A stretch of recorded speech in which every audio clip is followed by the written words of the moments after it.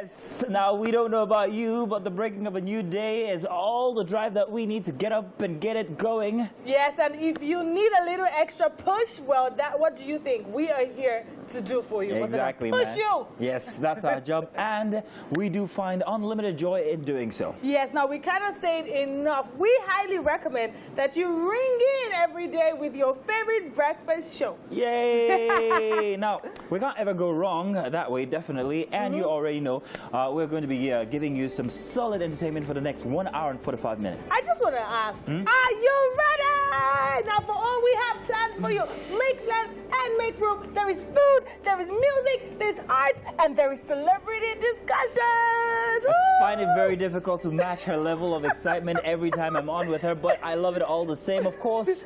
That's what we're here for. Myself, Tope, and of course, Ego Ibo is going to be joining us. Yes. And it's going to be a very, very exciting one. Stream the show live at tvcentertainment.tv and on Facebook as well. You want to connect with us on that one. Explore our videos as well on our YouTube library. There's plenty of other shows that you can see. Yes. All right? Now remember to be a part of the conversation. Use the hashtag WakeUpNigeria on TVC on all our social media platforms. And guess what? We're going to be kicking things off with the beautiful works of Timmy Kakanda, who uses painting, drawing, and collage to explore his fascination with the human existence. And guess what? Today, Mike Okri is going to storm the studio today. He stormed the Nigerian music scene in 1988 when Tope was nowhere. For the Chatboston debut LP, Concert Fever, and has been a household name in the Nigerian entertainment since then. The singer, songwriter, and producer whose genre of music can be described as Afro-mystic soul will be joining us today, and nobody's much more excited than I am. I mean, hey, it's Mike Okri. Our musical piece for this morning will be coming from alternative pop musician, DJ, music producer, and Oppa, J. Danny. Now, he has been into music for a very young age, and he's definitely going to be serenading us with some good music this morning. And of course, Thursdays on the show mean we get to bring you our favorite book for the moment. And today we have The Downfall Driver in All of Us and Other Essays by Nira Adedoyin. Now, he's taking the spotlight today on the book chat, and I can't wait to ask him a few questions because this collection of essays is quite deep. And finally, award-winning photo artist Imole Toby Balogun, also known as Toby Nater. He will be joining us for a chat much later on the show. He is the lead photographer at TCD Concept and the creative director at F27 Art. Nice. Good yes, morning. Indeed. Good morning to you. I must tell everybody, by the way, my recent dressings have been influenced by Tope. I'm trying out new colors and lighter ones. I'm a very dark person initially. Bright colors make you look so radiant. Radiance. I was going for younger. But radiance is You don't look old. Yeah. What I can't get is these skinny trousers. And you look so nice in them. I wish you could stand for people to see what you look They like. saw me already. And do a spin. Ooh, I can't see my posterior does not. It doesn't nah. accentuate We're my not posterior. going to check that out. We're not going to do it. We're not going to do that. But it's amazing how colors can actually change everything. I learned very many years ago that the colors that you look at actually influence your state of mind or your composure. For instance, if you're put in a pink room, you're actually much more calm than if you're put in a red room. Yeah, danger. Exactly. So it actually aggravates your emotions, your feelings, and everything. So how you dress. A white room, I think that's, for me, a white room is very, very aggravating. I can't take white. Are you serious? Oh, white really sets me on the edge because it's so bright and so monotonous that first of all, I have a problem. I'm very photosensitive. Okay. So it just angers me. Oh, okay. Yeah, but pink is a very calming color that I like. Light blue as well. You know, not that I'd have a pink car. Imagine you do come with a pink car. I would think you're a midlife crisis. No, but I am confident enough actually to drive a pink car or wear pink. Don't. I know you. I have worn pink on the show before. No, so wearing pink is fine. Yeah, I think but having a pink car, very stylish. Midlife crisis would be a red Corvette. Whew. midlife crisis is what I think Olamide is going through. Right? Yeah, we already had that discussion on the show. Did you hear your name, senior producer? But in any case, it's very different for different people across the world, midlife crisis. Yeah. We get into it earlier here in Nigeria. So from the age of 40, you're already hitting it, or even before 40 as a man. What does it mean to have midlife crisis? You're just reflecting on choices that you made from the past that might not have been exactly what you should have or what you want currently and how they've affected you now. So could these choices be like, I really wish I bought a house and yeah, I wish I did more with the money I had from before, or I wish I was in this position or this status right now, I'm still here, that kind of thing. So you start to do things that would sort of put you or make people think that you're in that situation, or just things for yourself. Like what? What are the things that you start to personally, I think I'm close to it. But what I've always told people that if the day they see me in a red coupe, know that I'm going through midlife crisis. That doesn't sound like crisis. Crisis is like when you're suffering. No, but that's it. You are suffering, but you want to do more. So a red coupe. Red coupe. You know what? What? I think we need to save people. I mean, this morning, I didn't know what I was looking like. Yesterday, my car, after washing it and feeling like a bag of money, got drenched by the rain. So you know what? Let's do the weather and know what it's going to look like today. So she doesn't get drenched. Yeah. And my name is Mazino Appeal. Welcome to the news. Now we begin in Benue State, where yet to be identified gunmen have killed 3 people, including an expatriate and 2 policemen in Ukum local government area of the state. 2 other expatriates were also kidnapped. Though details of the incidents are still sketchy, the police have confirmed the attack. Benue State Police Public Relations Officer DSP Catherine Anene said the affected expatriates were staff of Symmetry Trading Company Limited. And it's the same story in Taraba State, where 3 farmers have been killed by suspected gunmen in Asa village, a suburb of Wukari local government area of the state. Confirming the incidents to journalists, the chairman of the council, Edie Daniel, said the attackers came in their numbers through a bush path and orchestrated the mayhem. The attack is coming barely 24 hours after 2 mobile policemen were killed at a checkpoint in Dogongawa community, a suburb of Tukum local government area, which is also in the southern zone of Taraba State.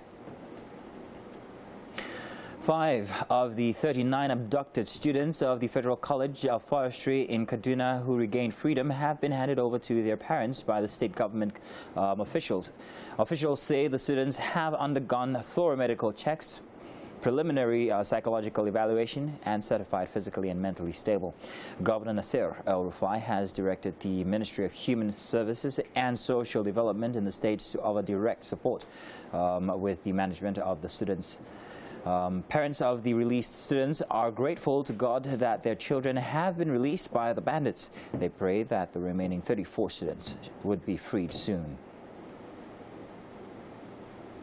The governor has emphasized that the government, parents, students, the school management, and all Nigerians have one common goal, and that is having all the students, and indeed all those in captivity, back home, and to work hard towards overcoming these common asymmetric threats. By the grace of God, we will succeed. I also wish to appeal to the parents of the remaining students to stay strong. Government and security agencies are working patiently and consistently to secure the release of the students and all abducted persons. It is on this note that Kaduna State government will officially hand over the students to their parents. On behalf of the parents of the abducted students, particularly these ones that were found, I want to say a very big thank you to God, to express our heart gratitude to the Almighty God for bringing back these our children to us. We are grateful. We are hoping that very soon the rest too will join us. On that very day we came back, they told us if at the beginning one of them lose their life, that most of us at that very day will just lose our lives on that very day. After sending the fire. Even while releasing us, they asked us to tell the government that if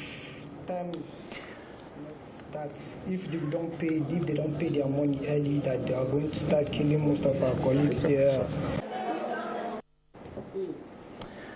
The embattled AstraZeneca COVID-19 vaccine came under further pressure today yesterday as the European Union's medicine regulator found a possible link between the shot and rare causes of blood clots, while the United Kingdom's announced it would offer young people an alternative jab due to such risks. The European Medicines Agency widely anticipated the verdict followed a review of dozens of reports of an extremely rare clot in the brain, known as cerebral venous sinus thrombosis, among recipients of the jab. On Sunday, the regulator said it had received reports of 169 cases of cerebral venous sinus thrombosis from the 34 million doses of the shot administered in the European Economic Area. The coronavirus pandemic has hit Europe hard, with many parts of the continent now in the grips of a deadly third wave of infections, and the EU struggling to turn around a sluggish initial rollout of the vaccines. Welcome to the papers, and we have very interesting headlines here today, and I'm glad you could join us. So today is April 8th, 2021. It's a Thursday, and let's get these headlines out for you. What to expect when you pick a copy of the Punch newspaper this morning. This headline meets you. At Fenifere, Ohaneze tackle ACF. Forum says attacks on Northerners provocative. This on page 2. Ethnic cleansing not solution to herdsmen criminality. Ango Abdullahi says, and ACF turning facts upside down. Northerners killing in South, says Ohaneze. Power not exclusive to any region, say Afenifere. And ACF stands amusing, says IYC. At the top of the Punch, Afenifere Army Chief faced reps Monday over arms funds and petrol right pricing, VAT hike to increase government revenue, say Dangote. Ngige tackles residents, doctors, as NARD says strike continues. That on page 9. To the side of the photo story here on the Punch, 50 armed herdsmen arrested. NCDC alleges banditry, kidnapping, and others. And a look at the photo story itself. Beninese during a protest against President Patrice Talon's recontesting and presidential poll in Tui, an opposition stronghold on Wednesday. That was just yesterday. And that's it for the Punch newspaper. Let's move on now swiftly to the Daily Sun. Big headline on the Daily Sun this morning: attack on community Ebonyi to launch 1,000 vigilantes. 2023 the North won't vote along a religious tribal lines, say NEF, and urges zone not to protect criminal Fulani. Region at crossroads, say ACF. At the top of the Daily Sun, Osibajo gives new IGP matching orders, directs him to deal with threats to law and order public safety.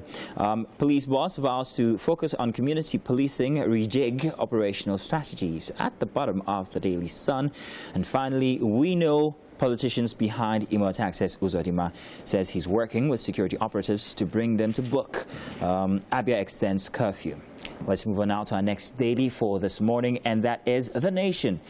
The top story on The Nation newspaper: IG, I will battle banditry, kidnapping, and secessionists. Osibanja, there's a lot to do. Police too centralized to be effective, says Oyetola. At the top of The Nation, we find these headlines here. Community lynches returnee Owerri inmates. 85 fleeing prisoners return. That's a bit of good news. And 6 million arms in circulation, says Abdul Salami. Security underfunded. And gunmen kill 2 policemen, Chinese. Police begin search for missing Olu of Warri crowns. A look at the photo story. Professor Osibajo decorating Usman yesterday with them in Dingyadi. And to the left of that, doctors removed by payment of arrears as strike continues in Ngige Ehanire End Action. Let's move on now to our next paper, which might be the last one, and that is the Guardian newspaper for this morning.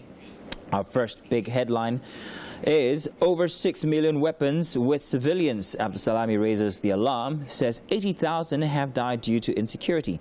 Police put officers on red alert in Lagos prisons against jailbreak. Osibanjo decorates task new IGP on community policing and also allow governors to control police. Oyetola tells FG. Civil defense arrest 50 arms-bearing herdsmen and 48 inmates willingly returned to Imo Custodian Center. We had 80 on the other paper, but I guess the figures are still coming in. And that is it for our dailies this morning and the headlines that you might find as you pick up a copy of one of these national dailies. To get us into your conversations on socials, use the hashtag WakeUpNigeria on TVC, and we just might respond back. Thank you very much. Do stay tuned. Let's do a little bit of fact-finding, and when we get back, we continue with some very interesting conversation here, or rather, back in the kitchen for Coffee Gist. Ha! All right. She has blessed us. No. She has decided to grace. You see, she Is that a turban? Yeah. Yes, what it it's is. called. Hey, go, you Yes, both. it is. Hello. Jesus. We're supposed to spray you. Where's my 100 naira? No. Please, don't use 100 naira so my She's a body. 1,000 naira She girl. said, this is the aggression. That's it. Oh, yeah, give me 100 naira now. Let me see that you have it. No, when I go out, I'll give it to you. Anyway, what are we talking about today, ladies? Guys. So, someone, I think, Halima. yeah, he was Halima, our producer. She posted tweets and they talked about taking permission before doing anything on your body. You, as a woman or as a wife, rather, you should take, or should you? The question is, should you take permission from your spouse before, you know, altering any part of your body? Is this so much for permission or a discussion? That's my question. It was permission that was like in the... As in, baby, please, can I do this to my body? But like, it's something that, do you think you should consult your husband, or do you think you should talk to your husband about it before doing that? Well, as a man here, definitely there should be a discussion. I love surprises, but don't just surprise me like that. Even if it's going to enhance what you look like, yes, I would appreciate it. But at least a simple conversation. Wait, what? So you wouldn't mind your wife enhancing? My wife is perfect, first of all. But I won't mind. But then again, there's something He about... says she's perfect, but you won't mind. All right. No, but seriously. Yeah. I think for me personally, there's something about looking or being natural, the feel, the look of it, that I appreciate better than anything that is enhanced. And I hate to make this comparison, but anything that I have, especially if it's a car, I like to keep it the same way, stock way it is, right until the end of its time with me. I've never changed a wheel or a radio set or anything in my car. It remains stock. I prefer it that way. Any gadget. Upgrade. I never upgrade. I like it just the way it is. You can check it when you get outside. So the same thing with my mentality when it comes to anything else. I just like it the way you are. I know she's a fire breather, but we're getting to that. But let me stop talking. No, Auntie, you're not going to be a moderator today. Oh, did you see him? So when I saw the tweets on the group yesterday, I'm just like, ha, now wow, thank God I'm single, because I don't ask myself for permission. I just do things. So would you tell though? Would you like, baby, I'm going to do this. Babe, who? I'm going to get a... Babe, what? Yeah, I tell my brother, and it's not like I'm asking him for permission. I'm informing him that I'm about to do this. What do you think? And then it's not like really it counts, but I mean, he's like he's the only man I utterly respect in my life. So yes, I tell him. Beacon of morality or something, I don't know. Yeah, but if I'm going to do when I'm going to do my body, it's my body. What part of your body? Fat transfer. From where to where? Tummy to hip. I think you're perfect anyway. That's why you marry somebody else. Why am I feeling fireworks in this I think no fireworks before I get to my sleep on the couch. I can tell you what MM is going to say. So let me do the MM's voice. So when I'm going to do my body. When, not if. Yes, that's MM. When I'm going to do my body, you see my posterior. Am I getting it? No, actually.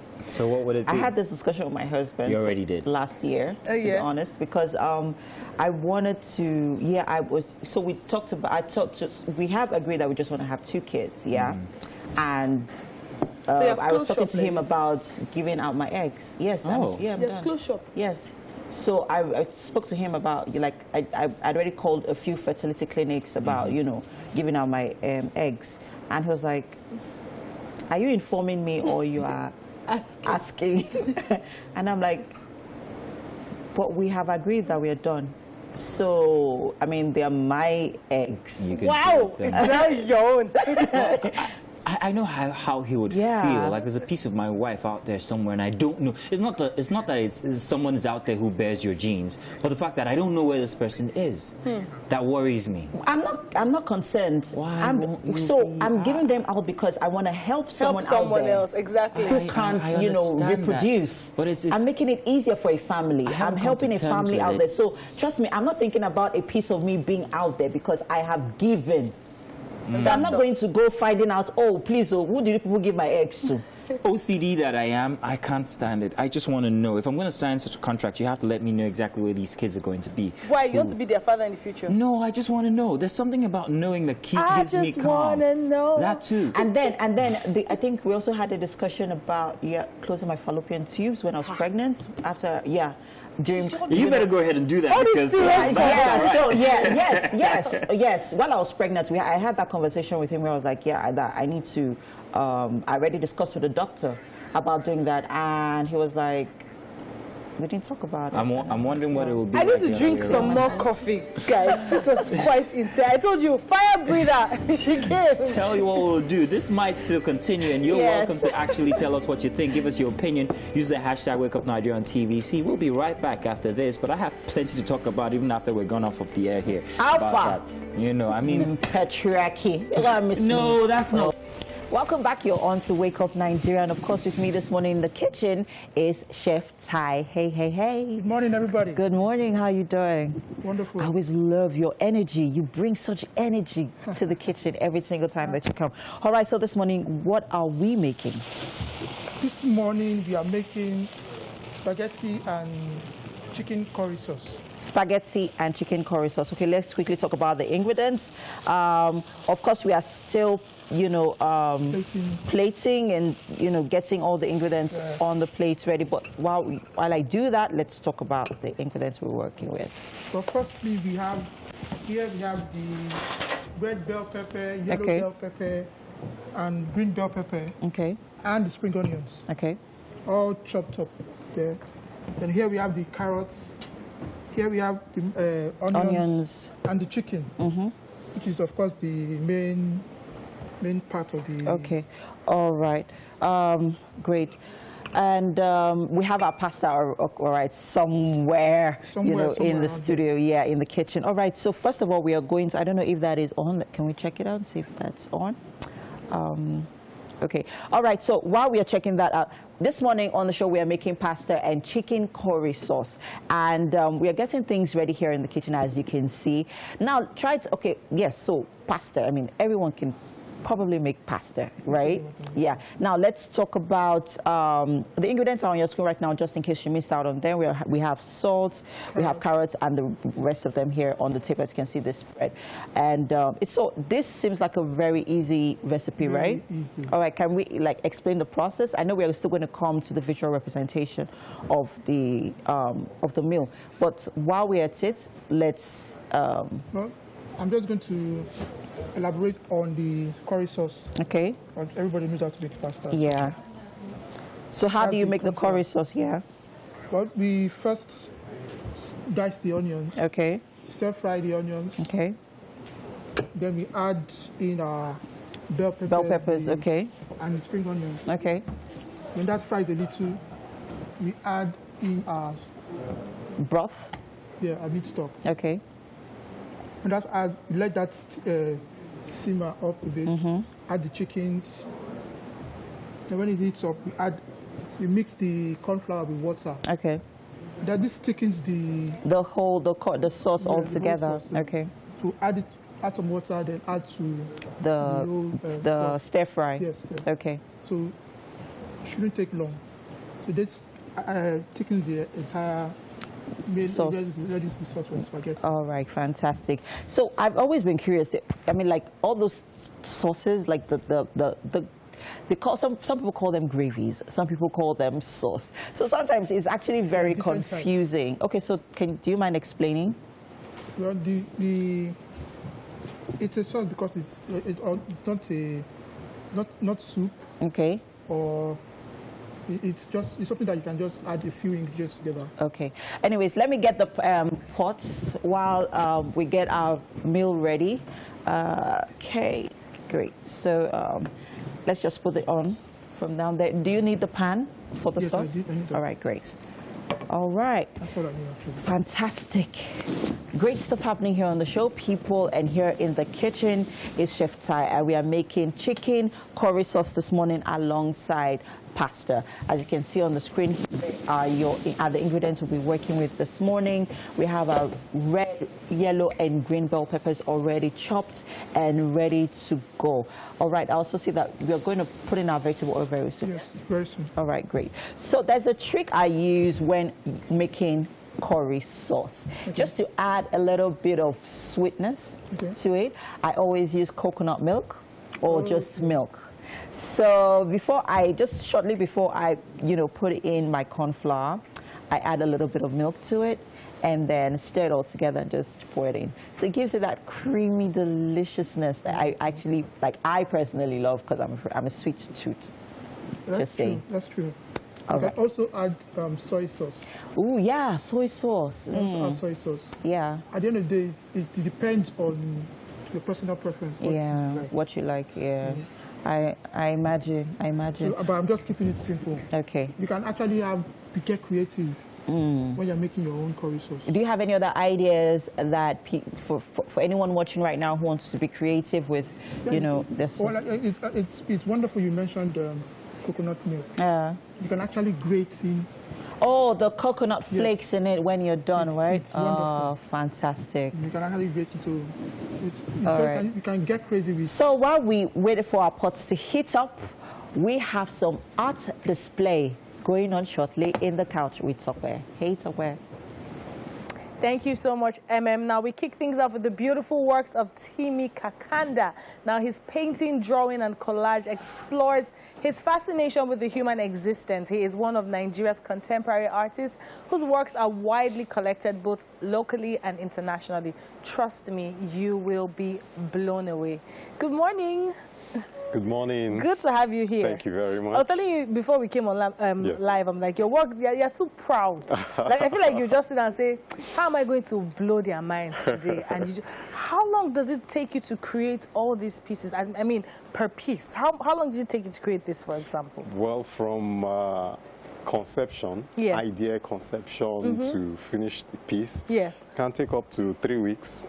3 weeks? Or 2 weeks. Let's talk about conception. Yes. So how do you come about, how do you start? Did you just feel like, oh, I want to make a mom and a child, or how does it come to life? Well, whenever we want to create art, usually there has to be a point of inspiration. Okay. And inspiration can come from different sources. Yes. Sometimes when I watch TVC news, I see what's happening in the nation. Yeah.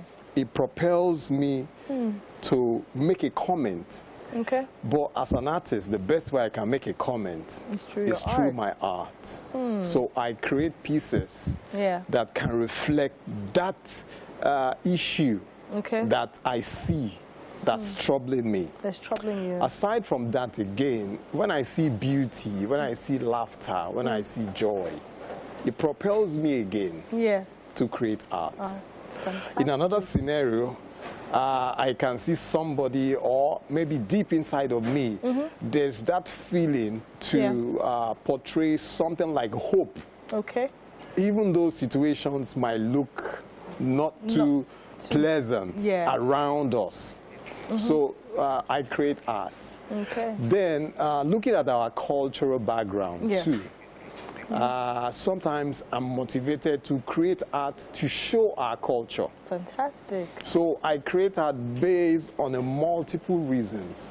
Yes. And I mean, our country, our continent puts you in a place where you have, so you're exposed to a lot. Too much. Too many options to create. Fantastic. Too much. Let's quickly delve into what you brought today. Okay. The very first one that blew all our minds. It's fabulous. Thank you. This lady, she has daring eyes with beautiful hair. Yeah. This is beautiful Kiko. Now, what inspired this? I feel like she sat for you to do this, but how did you go about this from concept? The initial idea behind that work is to portray our culture. Okay. Because as much as we create art, we also create cultural assets. Okay. And just like in the past, when the British and all manner of foreigners came to Africa and they saw what we created and they took it over to their own country. Yes. So when they are talking about Africa or referring to things about Africa, those works are strong images of Africa. Yes. So as much as we create art, we also try to create art that is rooted to Africa. Africa, yes. Rooted to our culture. In my art, I try to tell stories about our culture. Yeah. So when you look at it, you can see the beautiful hair that the African woman carries. Then, much more than that, there's also an expression. Someone says you can see into the soul through the eyes. Through the eyes. So I try to also bring that into focus in my works. Yeah. I want to ask about the colors. There's quite a splash of colors here. Yes. What informed your choices of these colors? I love colors. Okay. I love colors. Okay. It's hard for me to do a work that is not so colorful. I love colors. Though in some occasions, like there's a work beside it there, it's almost like a monochrome, though you still have traces of colors in it. But I love colors. The African is a colorful person. Yes. So as much as possible, while telling stories of my culture, I like to just give a splash of colors. Splash of colors. But let's talk about this one. It looks like a ceremony is about to take place, like a cultural ritual or something. Not scary ritual, but like a coronation of a prince or a marriage ceremony. Tell me, what's the story behind this? Well, that work is trying to depict the past, you know. In our past, we had men marry more than one wife. You say past? I say forever. Oh, okay. Well, it's still happening. Exactly. But, you know, Christianity has come in and is like in so many places now. Yeah. It's not permitted. But in our past, we had women. 2 women, 3 women marry one man. One man, yeah. And there was less morality in our society. So this was like, there was a storyline that I was trying to craft. And this was part of that storyline. I create art sometimes out of poems. I write poems. So after writing a poem, I sometimes pull out images from the poem and depict in my work.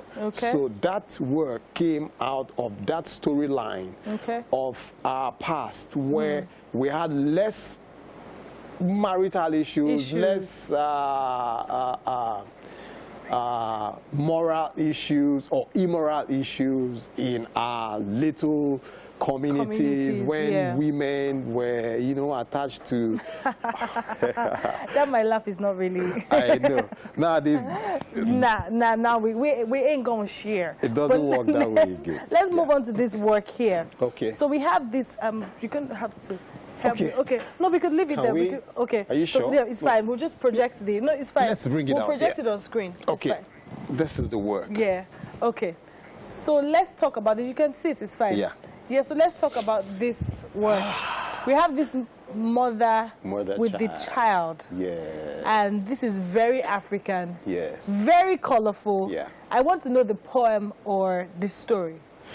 It actually came out from a poem I wrote about a loving mother. Yeah. Who will give her last strength, her last breath to hold on to her child. See the child. Looking up to his mother.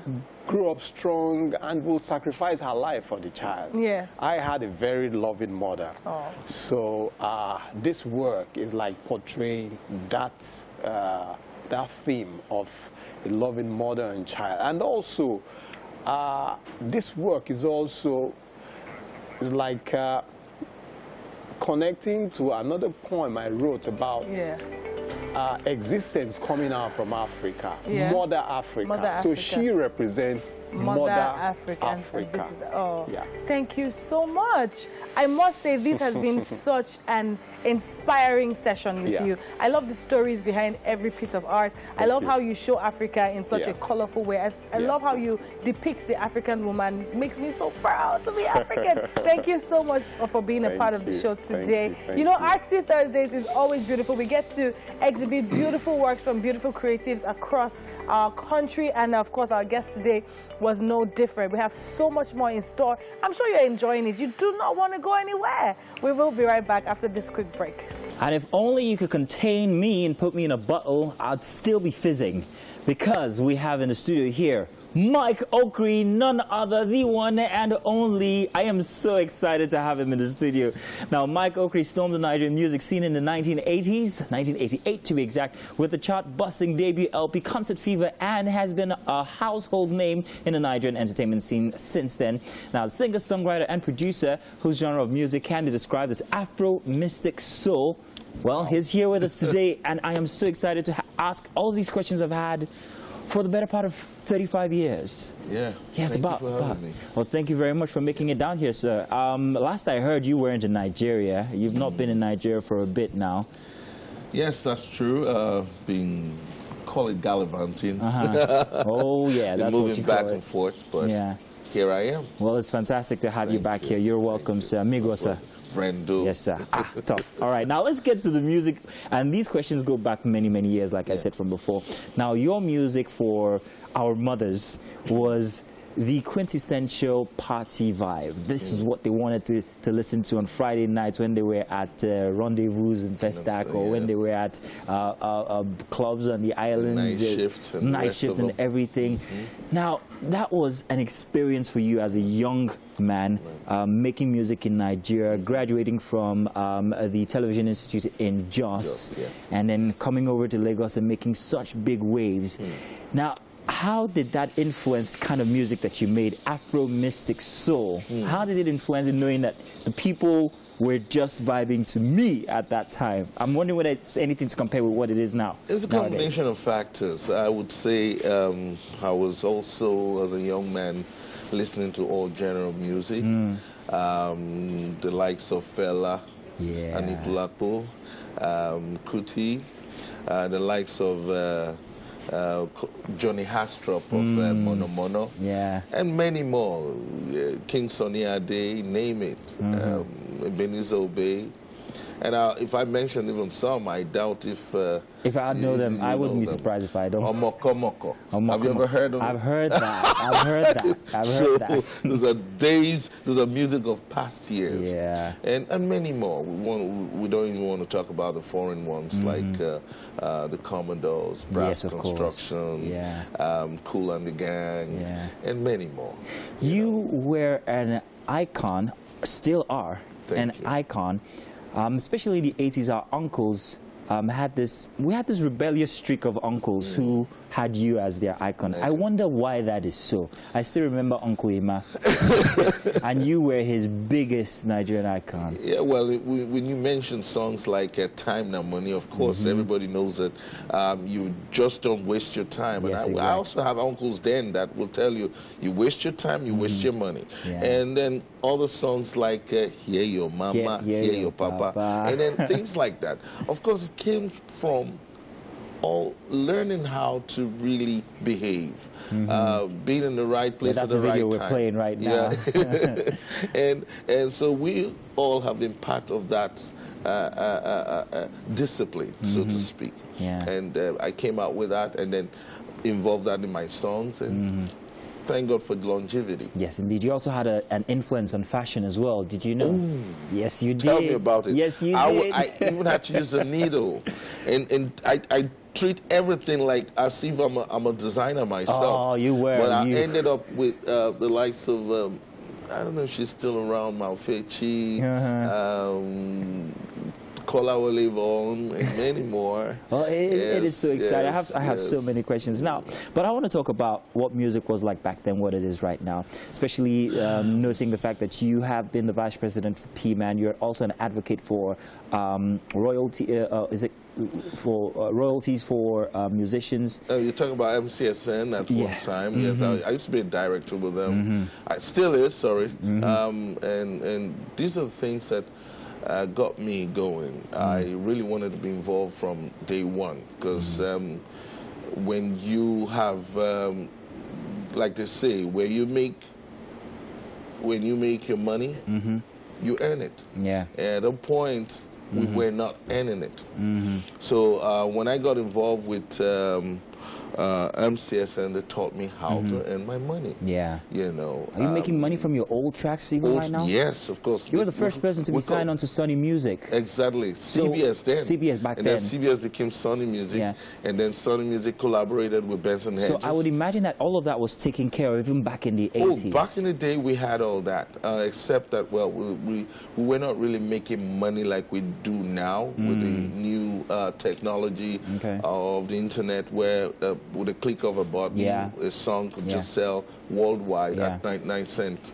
You know, do the math. And that was a difference. But ours was syndication. We had to take one album, and if an album is released in Nigeria, it takes about 6 months to about 2 years to get released in another country. So that was the difference, you know. And so we're actually making the money. Well, you broke borders. But I had to make money some other ways. Through music, live music. I had to take live music to the campuses, to various other places, the nightclub, and that's how I was making money. That's where our uncles heard it from. That's why they were so. So you've got a new phase coming on, new projects. You want to tell us about that? Yes. I title it "Lend a Hand." It's an Lend EP, a Hand. 6 tracks to be precise, but in a few months we'll get almost like 15 or so songs released, and we have other collaborations with younger artists. I was going to go there. And we also have a couple of other young artists on the label. In a nutshell, we have Okri Entertainment as a label, as a publishing company as well. So we're coming in with the totality of being able to assist other artists as well. Yes, indeed. So the full album will be titled Common Sense. Common Sense, which is not so common. So common, thank you. Well, interesting. Now, do you want to tell some of these new artists that you might be incorporating into this project? Of course, we have, I don't know why I'm attracted to ladies. Of course, you said that earlier. Yes, indeed. Most of them are going to be ladies. Okay, it's all right. I'll mention 2. We have Shay Shay on Rumba Dance, which is you're doing Rumba Dance again? Remix, yes. And then we're having Yemi Alade on Time Na Money. Great choices. So basically, those are 2 I can mention for now. More are coming, but it's up to the team to put it all together. Oh, great, man. I mean, that's fantastic. I can't wait to listen to this EP, and I am still so excited that you're here. It's just unfortunate we don't have too much time. I have so many other questions that I'd like to ask you, but I would definitely keep in touch with you. I definitely want to. And I like what I see. Well, thank you very much. We try. We try. Everybody, Mike Okri in the building. Lovely to have him on here. Thank you. Fantastic. A round of applause from everybody. Thank you. Thank you. We'll be right back. To stay tuned. It's Wake Up Nigeria. What an exciting hour just gone by. If you missed it, you missed out because we had the biggest personality in here, Mike Okri. And what an exciting experience for me to have actually spoken with him. I'm ecstatic. Yeah, I mean, it was just remaining a little. If you stayed a little longer, Mazino would have started crying. Oh, just giving him a mic. Yeah, please. You have to perform. But fantastic one. Welcome back. Second hour here for Wake Up Nigeria. I'm out of breath because we've been dancing all the while. We don't know about you, but hey, we rise up even earlier than the sun to get things moving. And that's what we do every single day. We are ready to get your second hour or our second hour started for you. Yes, now it is the hour of 8, which means a full hour already went by, but if you just tuned in, I would say you missed, but there's still plenty more coming your way on this one-stop family breakfast show. Yes, indeed. You can always go back on YouTube and find the episode, of course, and you can watch the exciting interview we had with Mike Okri. All right. Yeah, we have the sizzling. Oh, yes. The goddess. MM in the kitchen. Just wait. Don't serenade us. Just give queenly wave. Queenly wave. Ooh. All right. Now, for the next 45 minutes, we have so much coming your way, and you definitely want to stick back and enjoy all that we have curated for your viewing pleasure. Yes, indeed. Now, we've had a beautiful display of some amazing artworks from renowned contemporary artists, Timmy Kakanda, and of course, we have some great performance coming your way this hour. Now, you know that there is no Wake Up Nigeria without a music performance, and definitely today we have J. Danny, who is going to be serenading us with some good music. And I am personally looking forward to the book chat Mazino will be having with Niro Adedokun, who is the author of The Danfo Driver in All of Us and other essays. Niro Adedokun will definitely be sharing some very interesting stuff, yeah. I'm sure. Award-winning photo artist Imole Toby Balogun, also known as Tobinator, will be joining us for a chat much later on in the show here. He's the lead photographer at TCD Concept and the creative director at F27 Arts. Yes, indeed. After a very exciting hour, hey, let's just do the weather to cool off. And when we get back, we've got much more for you this next 45 minutes. Thank you. Thank you. Welcome back again for the news. My name is Mazino Appeal. Now we begin once again in Benue State, where yet to be identified gunmen have killed 3 people, including an expatriate and 2 policemen in Ukum local government area of the state. 2 other expatriates were also kidnapped. Though details of the incidents are still sketchy, the police have confirmed the attack. Now, Benue State Police Public Relations Officer DSP Catherine Anene said the affected expatriates were staff of Symmetry Trading Company Limited. And unfortunately, it's the same story in Taraba State, where 3 farmers have been killed by suspected gunmen in Asa village, a suburb of Okri local government area of the state. Confirming the incident to journalists, the chairman of the council, Adi Daniel, said the attackers came in their numbers through a bush path and orchestrated the mayhem. The attack is coming barely 24 hours after 2 mobile policemen were killed at a checkpoint in Dogongawa community, a suburb of Takum local government area, which is also the southern zone of Taraba State. 5 of the 36, or rather 39, abducted students of the Federal College of Forestry in Kaduna who regained freedom have been handed over to their parents by the state government officials. Now, the officials say the students have undergone thorough medical checks, preliminary psychological evaluation, and certified physically and mentally stable. Governor Nasir El-Rufai has directed the Ministry of Human Services and Social Development in the state to offer direct support with the management of the students. Now, parents of the released students are grateful to God that their children have been released by the bandits. They pray that the remaining 34 students will be freed soon. The governor has emphasized that the government, parents, students, the school management, and all Nigerians have one common goal, and that is having all the students and indeed all those in captivity back home, and to work hard towards overcoming these common asymmetric threats. By the grace of God, we will succeed. I also wish to appeal to the parents.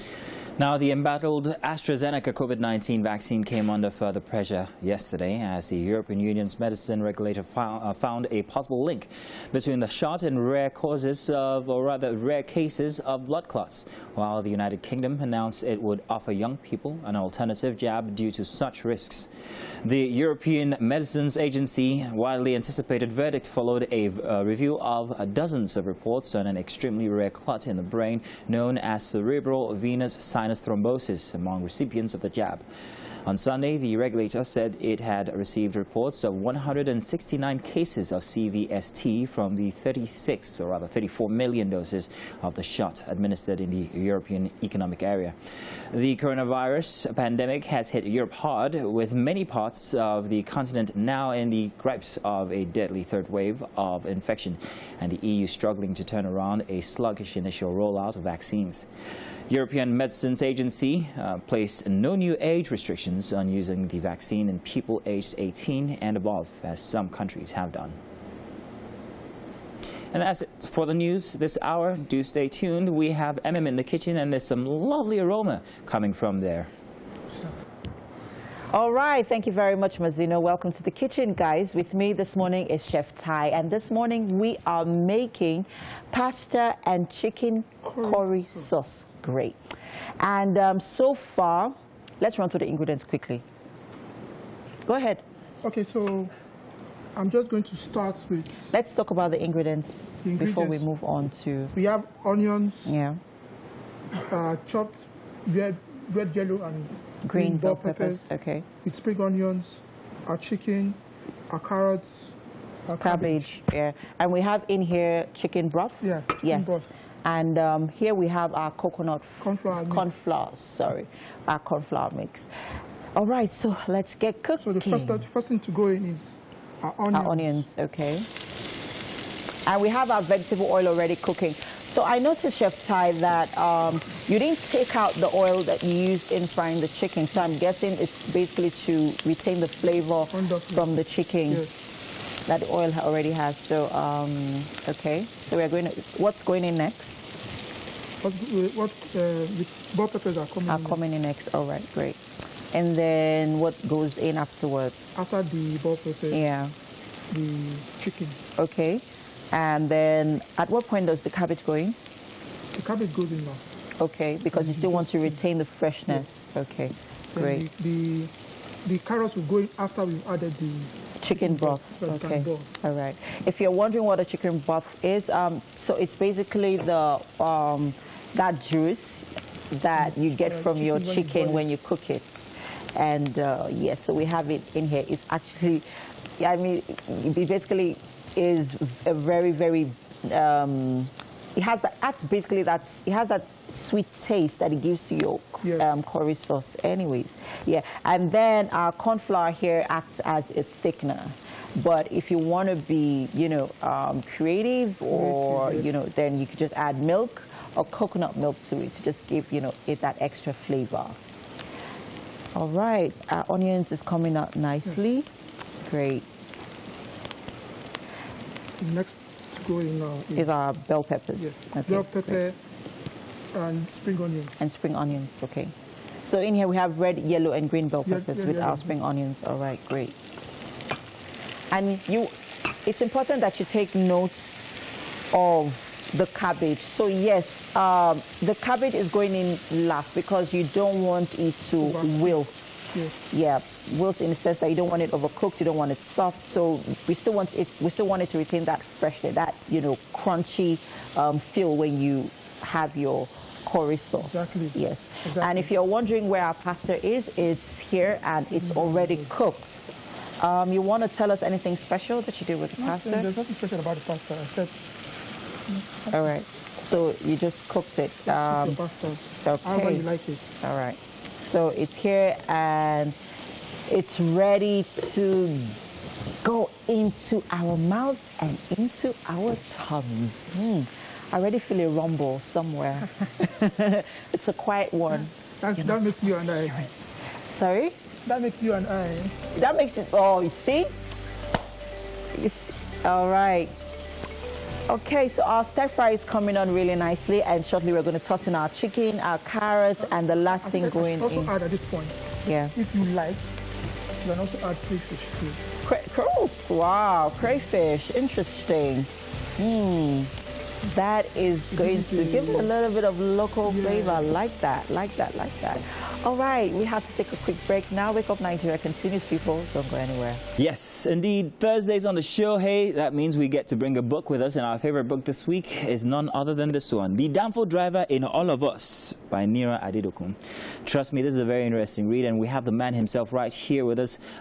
He's going to take the spotlight on this one, and he has a way of always putting his very interesting opinion out there. Makes a very confident read, I must say. You are welcome, Mr. Nira. Good to have you here. Thank you. First off, this book wouldn't be the first time I'm reading your work. I've actually read some of it in papers, and I think you just told me that it was the Punch, and perhaps maybe even the Cable as well. So I'm no newcomer to your very interesting form of writing. Now, the foreword, by the way, your foreword was written by Gbemiga Ogunle, Provost of Nigerian Institute. He's very generous too, as well, when it comes to explaining the kind of writer you are, the kind of person you are. But first off, your title for the book, The Downfall Driver in All of Us, is at the risk of your readers taking offense. Let me put it that way. Yes. So let's just go right ahead and explain exactly why you had to say there's a downfall driver in each and every one of us. Thank you, thank you. I think it's just about being honest with ourselves. You'll notice that even in the foreword, Mr. Ogunleye, who is my mentor, who I am proud to associate whatever I am able to do in journalism to today, to some of the things that he taught me. It's just about being honest with ourselves and being able to say that every Nigerian can do something to make the country better. Nice. It's just as simple as that. If you check yourself, you will see that there is something you do that takes away from the progress of the country.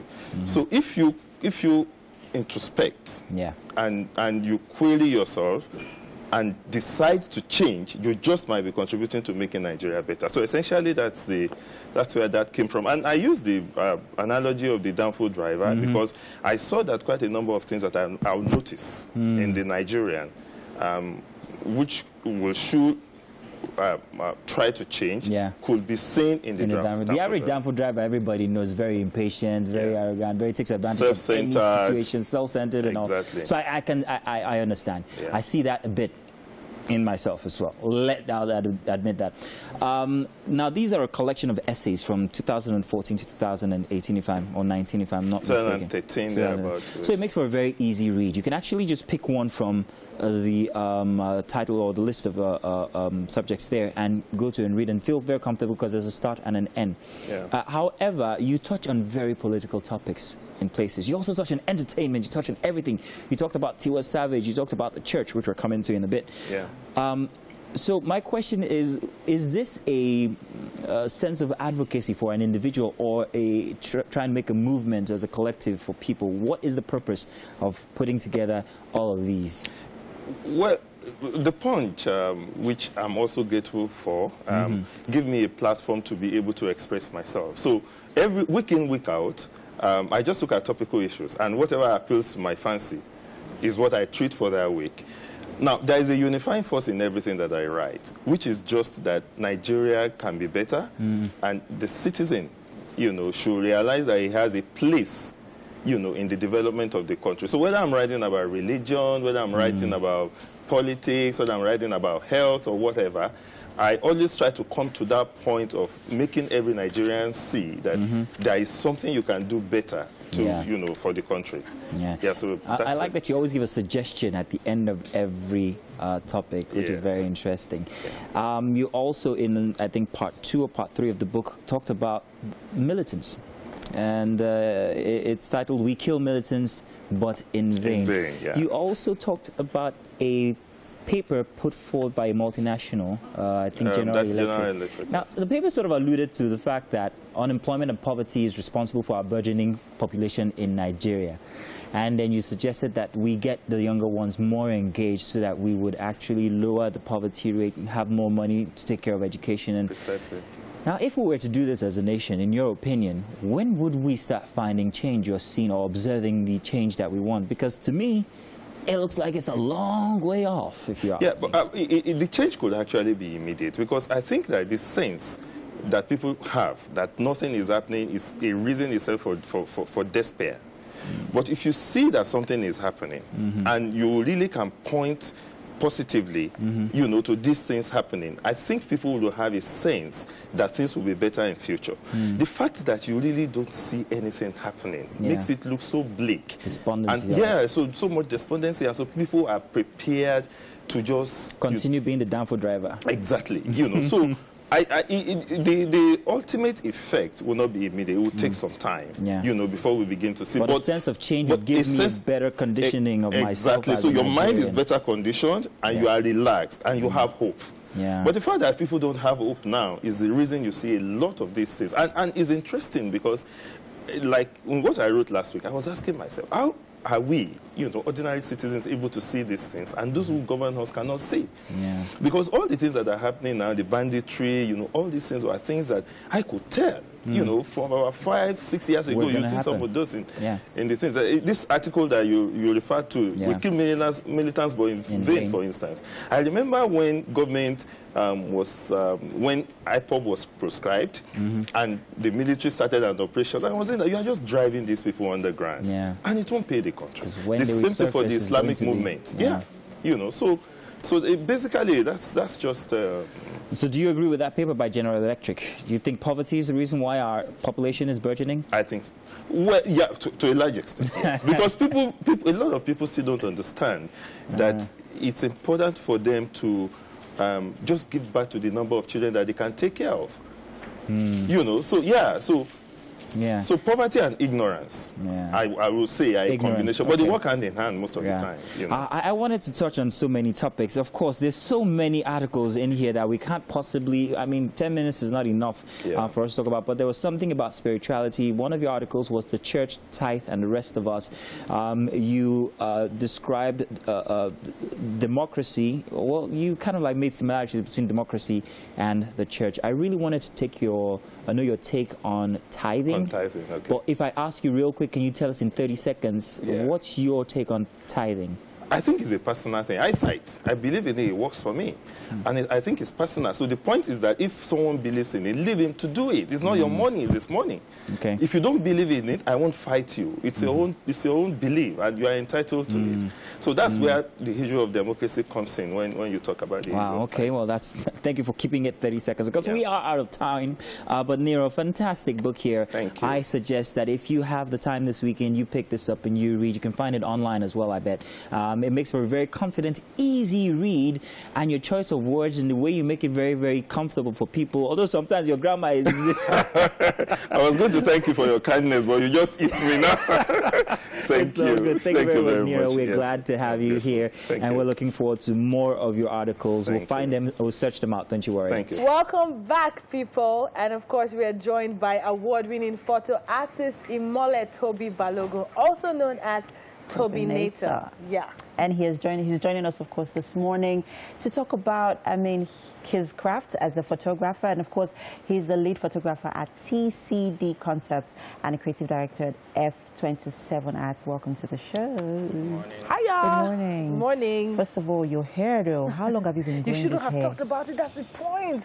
You wanted to talk about the hair. You just ignored it like it wasn't there. Oh, really? Yeah, let's try this again. Hi, Tobinator. Welcome to Wake Up Nigeria. I want to know about the hair, though, because, how long have you been growing that hair? I've had it since 2018. Wait, 2008.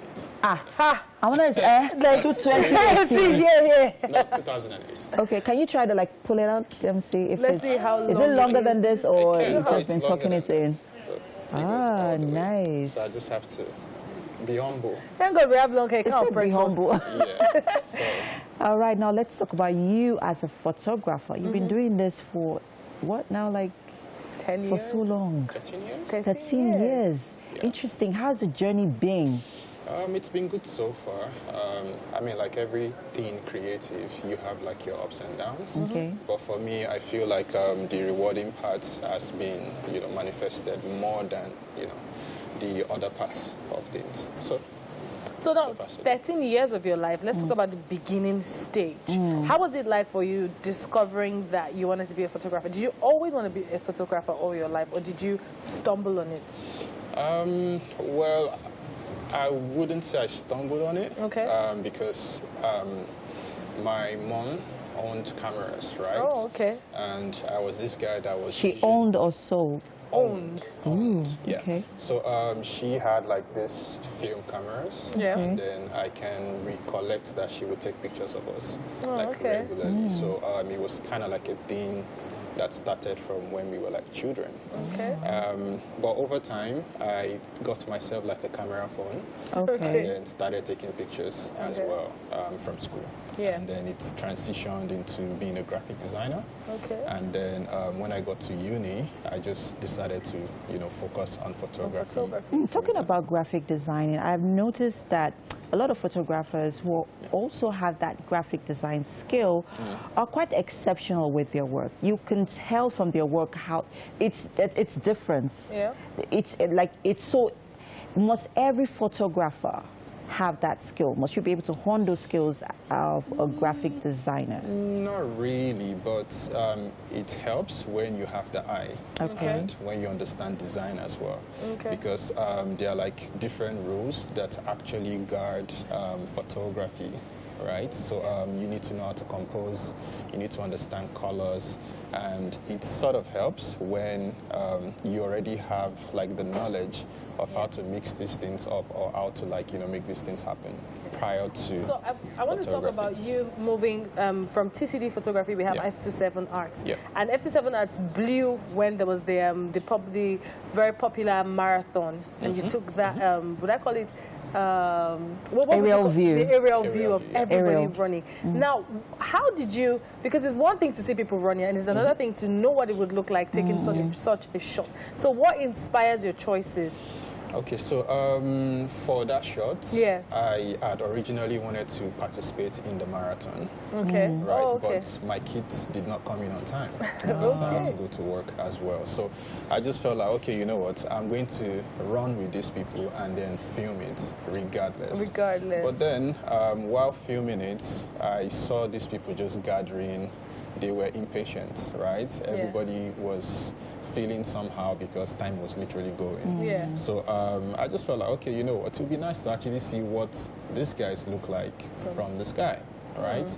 And then I approached them with my drone and then, you know, did a bit of recording and then took some pictures. And I just knew that I was onto something because from the ground you could see the colors. And I felt like it was going to look more interesting if you look at it from the sky. So I took the shot. What we have showing on screen, this must have been the NSARS process. Yes, NSARS process. It's still amazing how you just know what it's going to look like, because I'm sure I would not be able to. Well, I mean, as a creative, you should be able to visualize what, you know, the outcome of your process is going to be.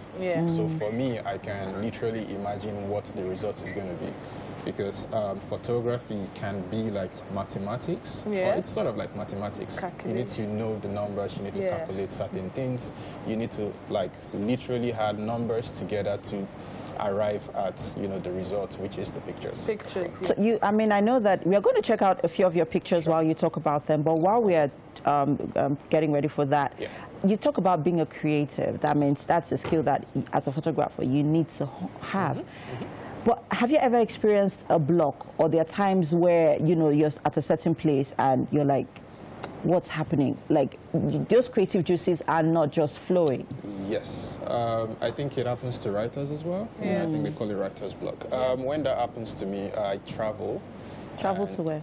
Different places around the world. No, when you said travel, I thought in your mind. No. My mind doesn't travel. But even then, your mind still goes on a journey because then you're looking to create something.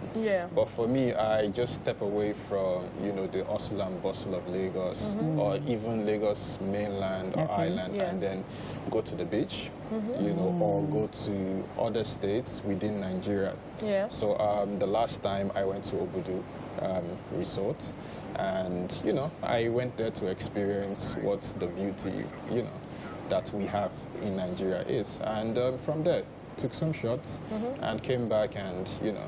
So before we take your pictures, I have this quick question. So you transitioned from TCD to, or you still have TCD? Oh yeah, we still have TCD, yes. Your type of pictures changed. Now you're like the pioneer photographer that started these types of photography. So how did you move to this creative spaces of like what we have on screen now? Okay, so as a creative, you need to evolve, right? Over time, you don't want to be doing the same thing, right? And even if you're doing the same thing, you need to bring in different spices, because after a while, something becomes an acquired taste and people get tired of it. And, you know, God has given us the talent to see, to create stuff as well. So for me, I feel like adding new acts or adding new products, adding new skills to what I already have is beneficial to my growth on the long run. And it's beneficial to other people too, because they get to experience the awesomeness that you are able to, like, you know, project. All right. During your evolution, do you have people that inspire you? Well, I would say my environment inspires me. Okay. I've always wondered what it feels like to be a bird, to be up in the sky. Wow. Wow. That explains the drone. Yeah, in a way. I mean, Always flying. sometimes you are in the plane, right? And there's only so much you can see. You look down and everything is looking tiny. Yeah. Right? So, and then you start to realize that you're just a tiny speck in the grand scheme of things. You know, so. Word of wisdom. Gonna tweet that. A tiny speck. So, I feel like the pictures are like a constant reminder that you're here. And then you can actually still see things from a different perspective. All right, quickly, I would like to talk about equipment. Ha! Expensive. Well, now they spend money for equipment. Yes, we are. And you have to upgrade them every single time. But new do you have comes to upgrade them every single time? Not necessarily. Okay. But you can move with the times, right? Okay. Yes, because you have to, you know, it's a competition. Like, it's quite competitive, right? It is. Tell us but about the this. competition could be based on the type of clients that you have. Okay. And the kind of things that you do. That you do. Please share with us the story behind this while we get you to the kitchen, of course. Okay. Let's have you go to the kitchen. All right. Okay. Let's have you go to the kitchen this way. You're the one in the kitchen. Well, so I'm just going to let you guys do the hands. I don't know what's happening here. Oh, yeah, you see here, please. I'm going to try. Okay. Welcome to the fantastic kitchen. photography, fantastic views and everything. Fantastic hair, by the way. Thank you. That's where I'm going. Yeah, they won't understand the connection, you know. Chef, come over this way because you've got a lot of explaining to do. Hello, chef. So, chef, you cooked a colorful storm. I mean, it's like you prepared it for the photographer. Exactly. You know what? I want to put you to a challenge, yeah? Okay. And I want you to take a picture of this food. What's it going to use? So let's have Mazino take a picture, Really? and then let's have you take a picture. Can you help me with my phone? Can you help me with my phone? Be creative. It's on there somewhere. Yes. Oh, it's here. It's right here. Just a second. How about we use the same phone so we see what creativity is really like? Oh, you just asked yourself for some real... Mazino, the way you're gingering. let me turn on my macro. Your macro zoom. Where is it? No settings. No settings. I'm losing macro. Oh, yeah. Thank you. Come on. Give us wide lens. It's not zooming in. All right, guys, so I'm here. Are you ready? Because, it's terrible. I can't do this. This is Mazino, go Mazino, go Mazino. Are you seriously? Yes, Mazino, you can do it. You can take Terminator's job. Okay. Mazino, no go do fast yourself. all right. And then, what's going on? I'm coming. What did you do?